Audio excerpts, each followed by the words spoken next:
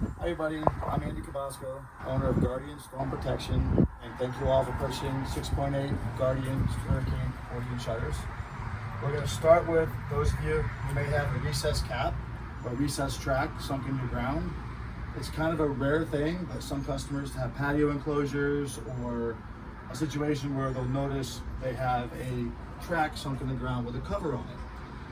When you have to close your shutters, the first thing you have to do is come out here and take this cap off. To take this cap off, you would take any kind of a straight edge or screwdriver, reach under, pull it up. Just pull it up a little bit, pops right out. Simple, easy. That's the first step you want to take to close your shutters. Again, and then put the track back. When you're done, hurricane's over, you want to put them back. Start at one corner, put it in like so, leave about a 1/2 inch gap, and then just slide it down and it pops right back in place. And then take your foot, finish it off, and done. And that is a recess cover on a recess track accordion shutter. So now we're going to talk about demonstration on closing. We're going to go inside where it's quiet. So here in our office, we're going to talk about how to close an accordion shutter. When you have your shutter, the first thing you want to do, obviously, is release your Velcro strap. There's a lot of different kinds of closures over the years I've experimented with, locking rods, clips, different things. Honestly, I've always gone back to using Velcro because it doesn't hinder you to close them, and it also keeps the shutter pushed back nice and neat in the middle, so it keeps them from making noise and rattling. Velcro is Velcro. It lasts 3 to 5 years. If you're under warranty and they start to deteriorate, we will gladly replace them for you. But honestly, in my professional opinion, it's the best closure they have. I've tried everything else and I'm very happy with how they work. It's just the sun tears them up over time, and yes, they do fall apart in time, but we will change them out and replace them. So the first thing you want to do is you want to look for your handle on your shutters. Do not put your fingers anywhere near this groove, because that will pinch them. This is a moving mechanism here, that's an actual hinge, and with our system, they're double hinged, so you have this nice, neat, tight stack. So look for your handle that we have custom molded into your accordion. It's a custom molded handle on the right, and a custom molded handle on the left. And like so. Make sure, first of all, that this is not screwed in, and this is not pushed in. What will happen is you're blocking your channel. So now you're blocking your shutter from closing. If you try to close it and this or this is pushed in, it will not close. That is not good. So first thing you want to do is make sure it's open, this is clear, there's nothing blocking this groove. That groove is what keeps your shutter together. This piece hooks into this piece hooks into that piece. Goes like so, and then locks in place. So when you close it, you make sure it's lined up, make sure this goes in there, close it, push your button, you are done. It's locked. It cannot open. Take your hand, just kind of push it here, pull, make sure it doesn't open, and you have your lock pushed in. Those of you who have knobs only on the second floor, something like that, it's against code to have a key lock on the inside, so you'll just have a knob. This key lock and this knob do the same exact thing. So you don't necessarily have to have a key lock.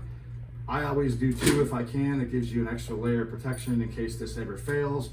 But on the second floor openings, we can only use a non-key device, which is a turn screw knob. So close it, turn the knob, you've got the same thing. It's not particularly any stronger. It's just another way of locking it. And again, a lot of customers just like having the knob. Sometimes for security, they want to have a lock.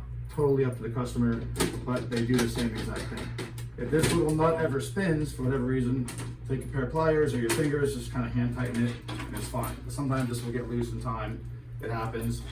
But again, just tighten it a little bit. When it's closed, you want to go inside your house to make sure that the center of this screw and this lock is in the middle of this oval. You can check it by going inside your house, opening up your blinds, looking through and making sure that the center of this is in the center of this oval. If it's not and you can't see this part, then it means it's not closed properly. Go back outside, open them, close them again, to make sure that it's completely locked. That is extremely important. Always check that. You're locking knob, do the same exact thing. Wiggle them, you check them when you're talking. Just a couple forget too, sometimes when you have taller windows, you may notice you'll have another lock and knob up high. Same thing, you want to lock the ones down low first. Take your handles, you have a handle on the right, handle on the left, go up top, push the button, turn the knob the same way. You might need a step ladder to do it, but it's important to make sure that all of them are closed, all of them are locked. And that's how you do a lock and knob system. When you're done, push them back, use your strap, that'll secure it, keeps the wind from knocking around, and that's basically it. Also remember too, whenever you're closing your shutters, always pull from the middle. Don't pull from the bottom because you can pull it out of the track. So if you do that, you kind of push the top in, tilt it up, pull it off the track, fixed, no problem. That happens sometimes when people don't close their shutters from the middle. You always want to try to close them from the middle or around the middle. If you pull from the bottom, that can happen. So again, as with any accordion shutter, it's on wheels on top, pins on the bottom, pull, close, and that's it.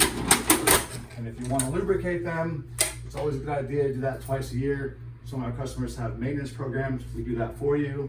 But those of you that are handy, lubricate them, silicone spray, spray a glob of silicone right here and right here, like that, open back up again, you are done. Shutter's lubricated. You also want to put a little bit of lubrication spray in the lock. The bottoms do not need any lubrication. That is simply a guide. You'll notice we put felt a lot of times in our tracks. That helps keep them quiet as well. But you just want to lubricate the corners, move them, operate them, and all the silicone spray will work its way onto all the wheels. And that's how that works. Again, to recap, make sure when you close it, this side goes to this side, lock, push in, test, done, closed. If you have a little bit of slack in your shutter, completely normal. These blades are done in 6.8 inch increments. So sometimes if we're trapped in from point A to point B, we have to add 2 blades to compensate. If you have extra blades in your shutter, no big deal. During a storm, you might think the wind is going to blow them left to right. No, the wind in the hurricane blows one direction, the eye will pass, it'll blow another direction. So you're not going to have this crazy noise. You'll hear other things other than your shutters in a hurricane, trust me. But if you do hear some wiggling or you hear shifting around, completely normal. What's protecting your house and your debris is stuff flying in and hitting. That's protection. The shutter moving left to right doesn't do anything. Does not cause any harm. So just letting you guys know, and that will cover our demonstration on our accordion shutters, and thank you so much for purchasing. Thank you, everybody.